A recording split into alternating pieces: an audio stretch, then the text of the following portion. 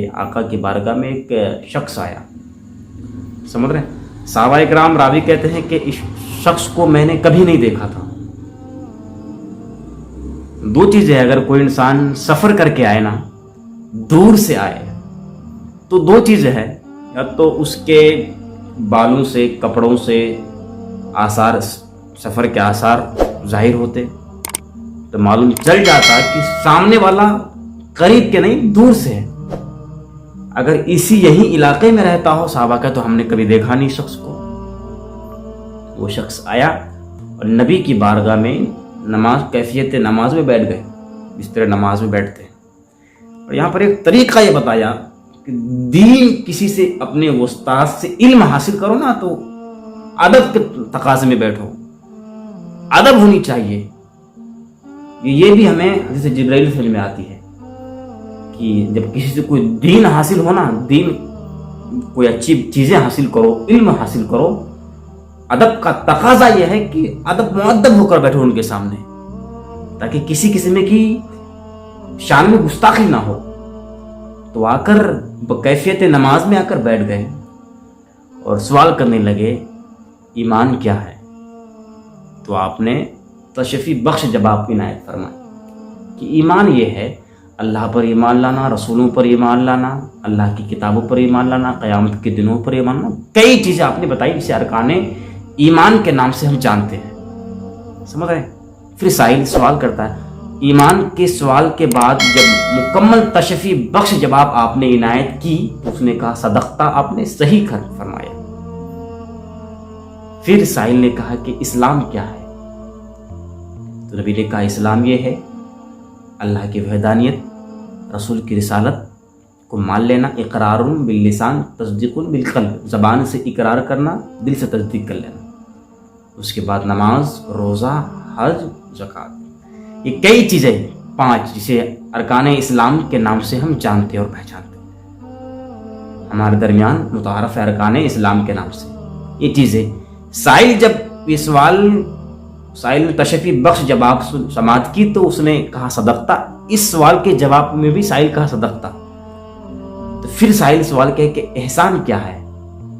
اخبرنے احسان، ہمیں احسان کے تعلق سے بتائیں. میرا آقا فرماتے ان تعبد اللہ کأنک تراہ فإن لم تکن تراہ فإنہ یراک.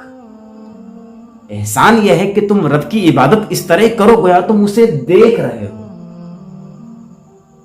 یہ احسان کہتے ہیں کہ اس طرح کرو گویا تم اسے دیکھ رہے ہو.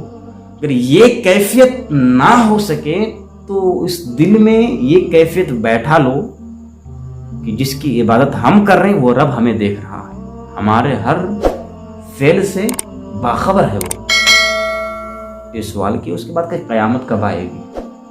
اس کے جواب میں آپ نے قیامت کی کئی نشانیاں دی. پھر سائل چلے گئے. پھر اس کے بعد کہ حدیثوں میں آتا ہے کہ ان کو دیکھنے کے لیے بھیجے تو کہیں دکھے نہیں، چلے گئے. پھر بعد میں نبی نے کہا کہ یہ جبرائیل تھے جو تمہیں دین سکھانے کے لیے آئے تھے. تو دین کی بنیادی 3 چیزیں ہیں، ایمان، اسلام، احسان. اور دوسری زبان پہ، دوسری اصطلاح میں اس 3 چیز کو اگر میں بتاؤں تو ایمان کو عقیدے سے تعبیر کی، عقیدے سے ماننا. ایمان کو عقیدے سے تعبیر کی، بنیادی چیزیں ہیں. اور اسلام کو عمل سے تعبیر کیا. اللہ کی وحدانیت، رسول کی رسالت کو مان لے، اس کے بعد عمل کرے انسان. اور احسان کو اخلاص سے تعبیر کی، خلوص سے تعبیر کی، کریکٹر سے تعبیر کیا. اور صوفیہ کی زبان میں، صوفیہ کی ایک اپنی زبان میں، اصطلاح کی زبان میں وہی ہے جو ایمان، اسلام، احسان.